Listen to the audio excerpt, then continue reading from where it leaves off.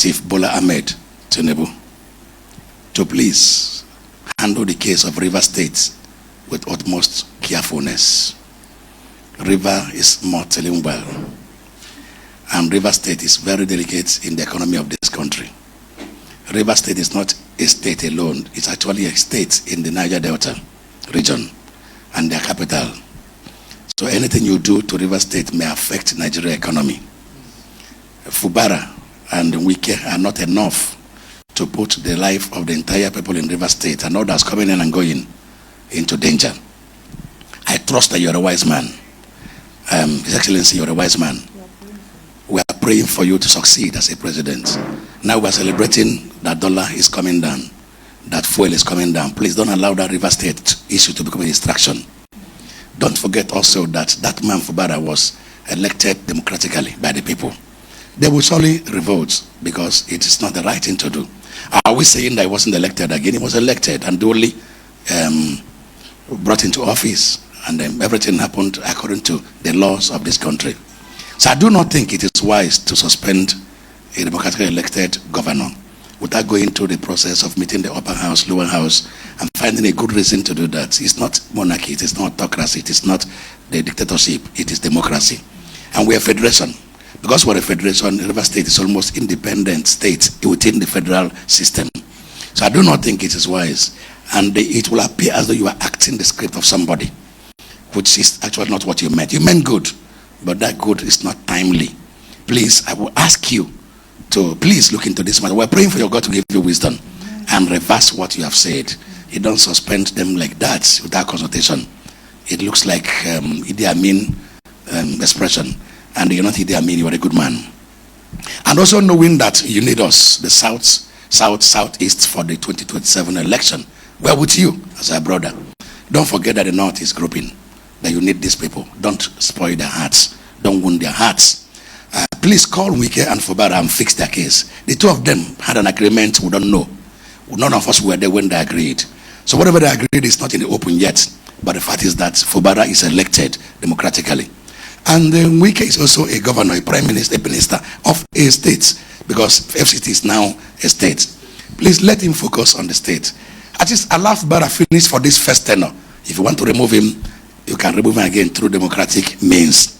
I am saying this as a bishop and as an elder statesman who has passion for the lives that may be wasted in this clash, because there will be a serious clash as we see blood that may be flowing around River State. Some of us are going and coming in from there. Please, His Excellency, look into this matter again democratically.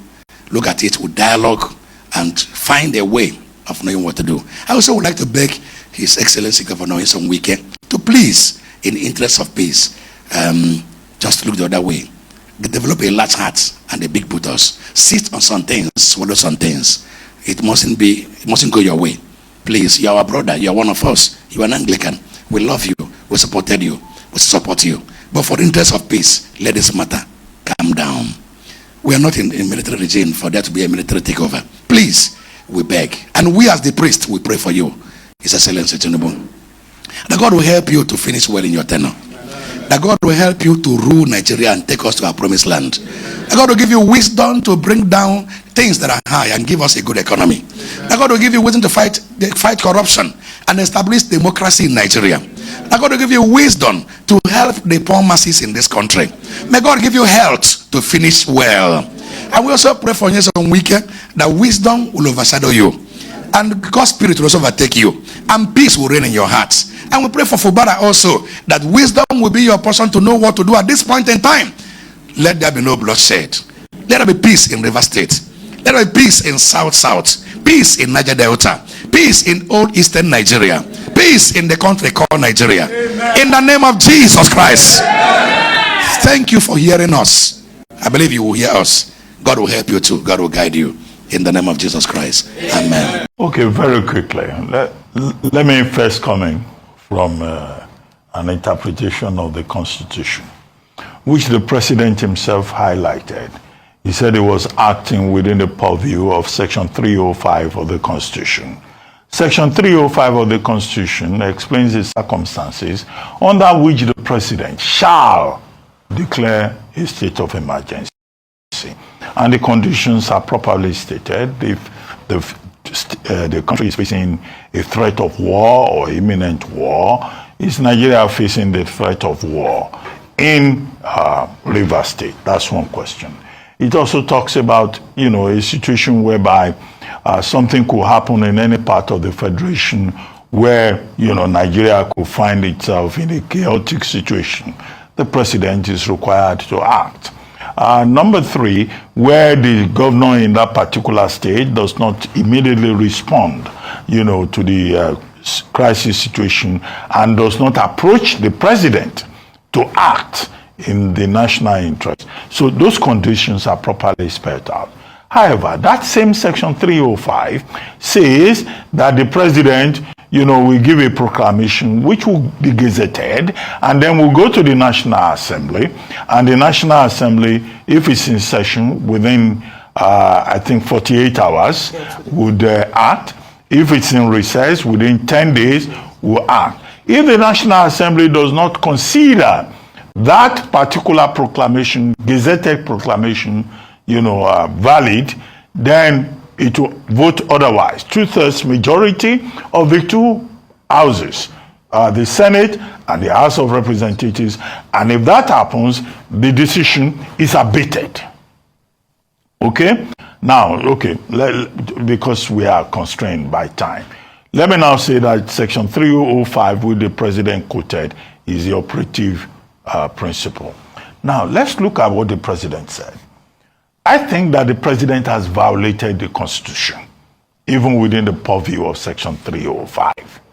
And he has violated the Constitution because he was not properly advised to respect that section of the Constitution. In what regard did he violate that section of the Constitution? In fact, he acted as the dictator by saying that the administrator that he has appointed can make regulations and laws will be made for the Rivers State House of Assembly henceforth by the Federal Executive Council. The Federal Executive Council does not have such powers. Section 11 of the same Constitution says that, look, when there is a state of emergency, it's only the National Assembly that can make laws for a state House of Assembly. Now, President Tinubu has appropriated unto himself the powers to make laws for the Rivers State House of Assembly. That's an impeachable offense. I don't know whether the National Assembly will have the courage either to reject his gazetted proclamation or to proceed on an issue of impeachment against him for violating the Constitution of the Federal Republic of Nigeria. Now, the other relevant portion of the Constitution is Section 188. Section 188 of the Constitution spells out how a governor can be removed from office. A governor cannot be removed from office by the proclamation of the President of Nigeria. It can only be removed if there is gross misconduct, as put as an allegation by the House of Assembly, and then the CJ is advised to form a panel of reasonable people, people of distinguished qualities in the state. And if that panel now decides within the purview of Section 188 that those allegations are wrong, that puts an end to that process. The president has not followed that. He has acted unilaterally. Section 1, subsection 2 of the same Constitution says that this country called Nigeria cannot be governed except by the provisions of the Constitution. There is no provision in the 1999 Constitution that says that the president of Nigeria can unilaterally remove a governor, remove the deputy governor, remove the legislature of a state in Nigeria. So that again proves that this is a violation of the Constitution. I go to the third leg of my analysis, which is to say that who advised the president. The people who advised the president must be called to order. Lateef Fagbemi, SAN, is a very distinguished lawyer. I don't understand how Lateef Fagbemi, SAN, arrived at this advice. And I also say that retired Vice Admiral Ibokete Ibas, if he's a patriot and a citizen, he must reject this appointment, making him sole administrator of Rivers State, because it is a wrong appointment and his own integrity has been called to order. Whatever may be the motivations, he must act as a citizen and issue a statement forthwith to say that he will not be party to the violation of the Constitution. Now, what argument are they putting up? It has been said that, oh, Obasanjo did this when he was president. After all, he removed Dari in Plateau, he removed Fayose in the kitchen. Look, at that time, Akinolu Jimi, SAN, who was Attorney General, was relying, I think, on the 1960 Constitution. The explanation that he offered, that the 1960 Constitution and the emergency, the Declaration of State Emergency Act of 1961 allowed the federal government to remove a governor or remove a legislature. Now, it was wrong, because at the time he was making that statement, with due respect, the operative law in Nigeria was, either it was the 1999 Constitution. So Akinolu Jimi saying it was 1960 Constitution, 1961 Declaration of Emergency Act was just using political expediency to justify the illegality that President Obasanjo engaged in. And people who are quoting the Obasanjo president must realize that an armed robber cannot say that because one armed robber got away with it, so you also have a right to commit armed robbery. That is wrong. The second point that I would like to make, again with due respect, is that people have been referring to the Jonathan period, that Jonathan declared a state of emergency in about 3 states of the Federation, Adamawa, Borno, I think Yobe. Now, that argument has been settled by Mohammed Bello Adoke, who was Attorney General of that time, in his book, The Burden of Service. I don't remember the specific pages. But as a reviewer of that book, I reviewed that book on the back page of this.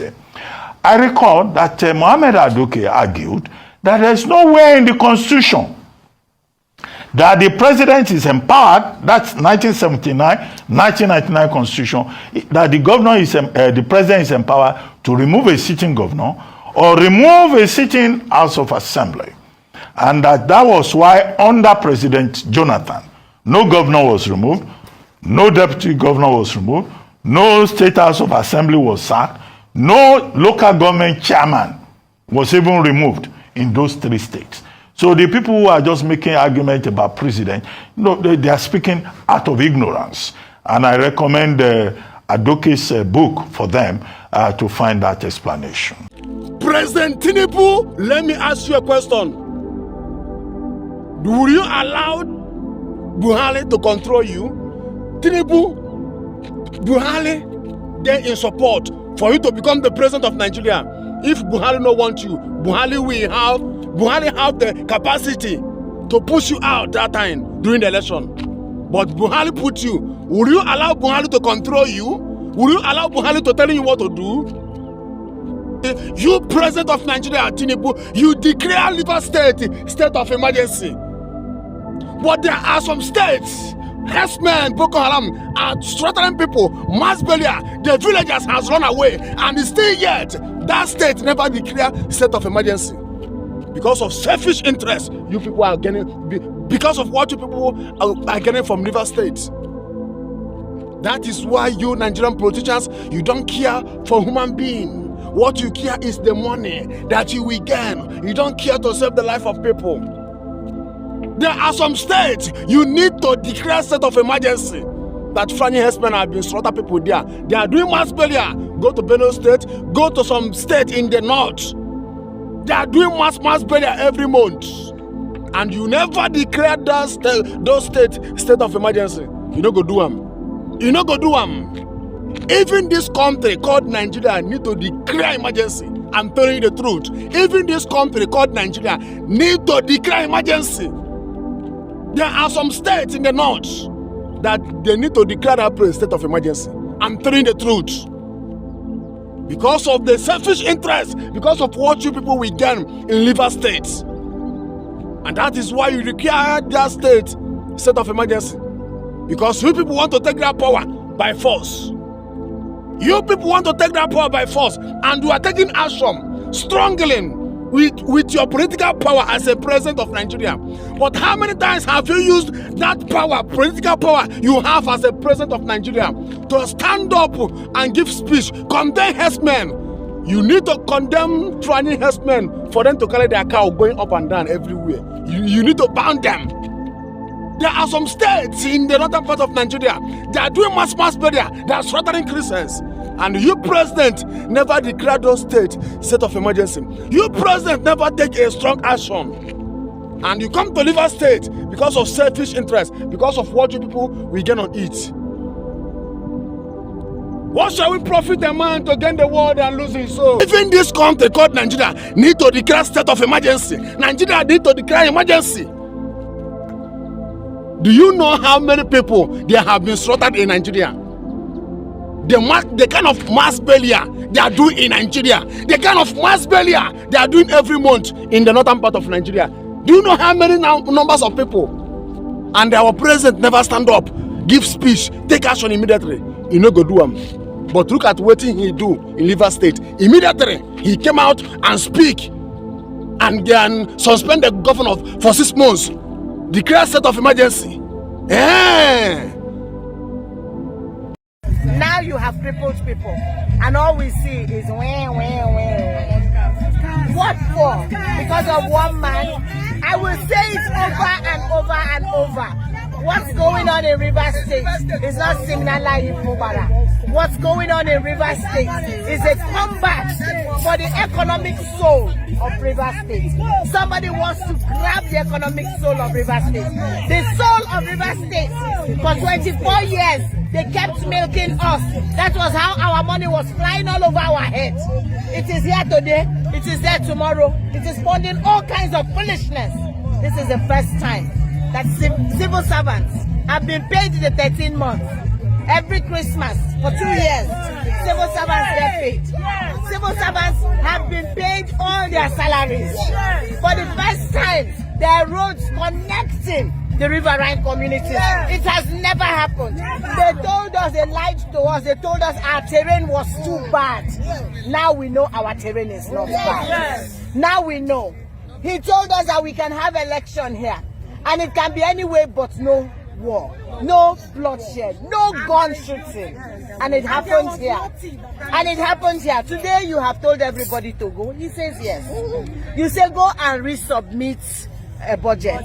He writes, he says, come and choose with me a befitting place that you want so that I can present this budget. You made it impossible for him.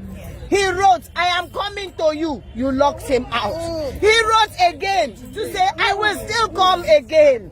And you wrote to him as reply that for insubordination or whatever. And then the next thing you do. I want to say to our timid supporters, I know your spirits are, some of your spirits are high, some of your spirits are low. But I want to assure you one important fact of life. God does not start and end halfway. It doesn't matter what the situation is, what the situation might be today. I assure you that will come up again stronger and better. Continue to follow my footstep, and that footstep remains peace.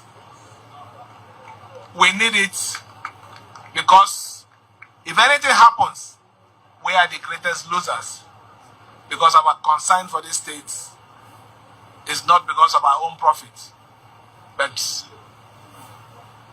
the total well-being of Rivers State.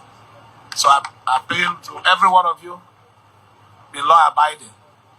I will not encourage any act of disobedience, any act of violence. But that is not to say that we will support evil. We will never support evil.